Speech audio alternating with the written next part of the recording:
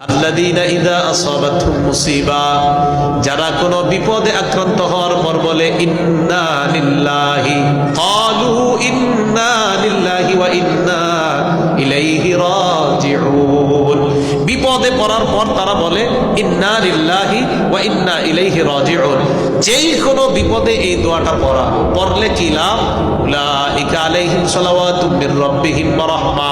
তিনটা লাভ। এক নাম্বার, যারা বিপদে পড়ার পর ইন্না লিল্লাহি ওয়া ইন্না ইলাইহি রাজিউন পড়ে আর ধৈর্য ধারণ করে, তাদের জন্য আল্লাহর পক্ষ থেকে সালাত।